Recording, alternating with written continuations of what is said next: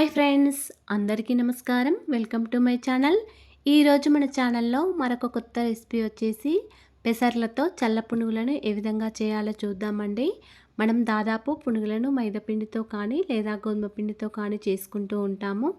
కానీ ఈ విధంగా పెసర్లతో పునుగులను ట్రై చేసి చూడండి. చాలా రుచికరంగా ఉంటాయి, మరియు హెల్త్కి కూడా చాలా మంచిది. పెసర్లను ఈ విధంగా నానబెట్టి చాలా సులభంగా పునుగులను చేసుకోవచ్చండి. హెల్తీగా ఏమైనా తినాలి అనుకునేవారు ఈ విధంగా పెసర్లతో పునుగులను చేసుకుని తినేయచ్చు. దానితో పాటు ఎంతో రుచికరంగా ఉండే అల్లం చట్నీని కూడా సులభంగా ఏ విధంగా చేయాలో చూద్దామండి. మరి నోరూరించే ఈ పెసర్లతో పునుగులను ఇప్పుడు ఏ విధంగా చేయాలో చూసేద్దాం. పెసర్లతో పునుగులను చేయడానికి ముందుగా ఒక గిన్నె తీసుకొని ఇందులో 1 కప్పు వరకు పెసర్లను వేసుకోవాలి.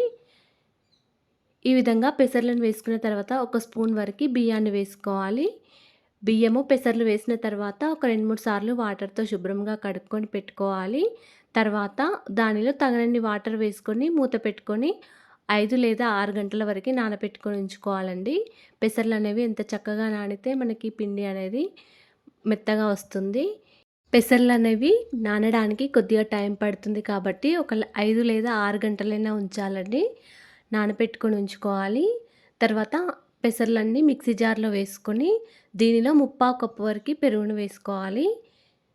ఈ విధంగా పెరుగును వేస్తే చాలా టేస్టీగా ఉంటాయండి పునుగులు.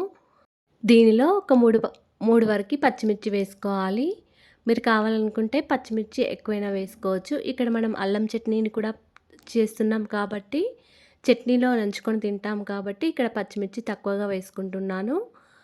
ఒక 3 పచ్చిమిర్చి, ఒక 2-3 వెల్లుల్లి రెబ్బలు, 1 స్పూన్ వరకు జీలకర్ర వేసుకొని మెత్తగా గ్రైండ్ చేసుకోవాలండి. పిండి కన్సిస్టెన్సీ అనేది ఈ విధంగా ఉండాలి. ఇప్పుడు మిక్సీ జార్లో నుంచి పిండిని తీసుకొని ఒక బౌల్లోకి తీసుకోవాలి. ఇప్పుడు దీనిలో కొంచెం కరివేపాకు, కొద్దిగా కొత్తిమీర, కొంచెం పుదీనా తరుగును వేసుకోవాలి. ఈ విధంగా కరివేపాకు, పుదీనా, కొత్తిమీర సన్నగా తరుక్కొని వేసుకోవాలండి. తర్వాత ఒక ఆనియన్ తీసుకొని ఈ విధంగా సన్నగా తరుక్కొని వేసుకోవాలి.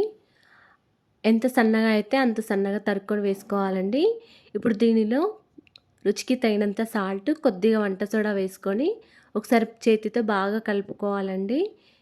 ఆనియన్స్, వంట సోడా, కొద్దిగా ఉప్పు వేసిన తర్వాత పిండిని మాత్రం ఒకసారి బాగా కలుపుకోవాలండి. ఒక 5 మినిట్స్ వరకు బాగా కలుపుకోవాలి.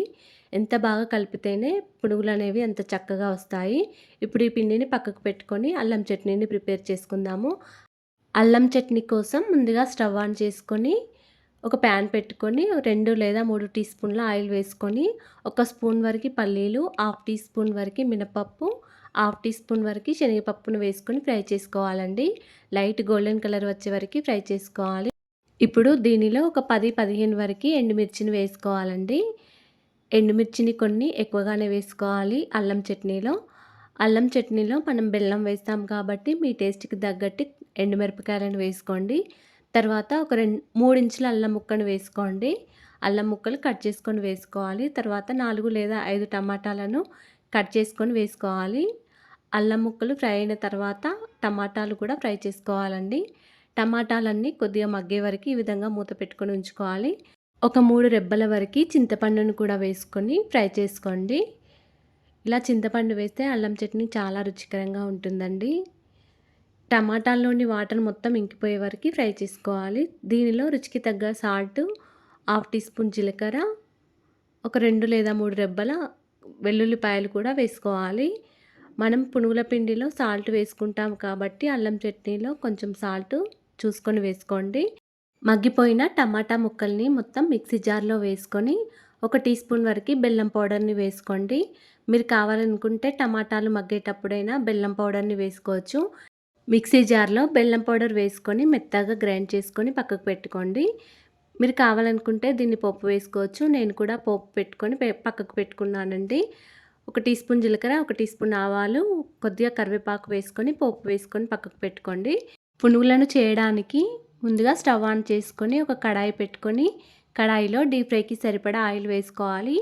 ఆయిల్ వేడయ్యాక పిండిని ఈ విధంగా కొంచెం కొంచెం తీసుకొని పునుగుల్లాగా వేసుకోవాలండి. స్టవ్ని మీడియం ఫ్లేమ్లో పెట్టుకొని ఈ కలర్ వచ్చే వరకు కాల్చుకోవాలండి. అన్ని పునుగులను కూడా ఈ విధంగానే కాల్చుకోవాలి. పిండి మొత్తం కూడా ఈ విధంగానే చిన్న చిన్న పునుగుల్లాగా వేసుకొని ఈ కలర్ వచ్చే వరకు ఫ్రై చేసుకోవాలి. హెల్తీగా తినాలనుకునేవారు ఈ విధంగా పెసర్లతో పునుగులను చేసుకొని తినేయండి. చాలా రుచికరంగా ఉంటాయి. దీనిలో అల్లం చట్నీకి కాంబినేషన్ చాలా బాగుంటుందండి. మీరు కూడా ఈ విధంగా ఒకసారి ట్రై చేసి చూడండి. ఈ వీడియో కనుక నచ్చినట్లయితే ఒక లైక్ చేయండి అండ్ షేర్ చేయండి. మా ఛానల్ని సబ్స్క్రైబ్ చేసుకోండి. Thanks for watching.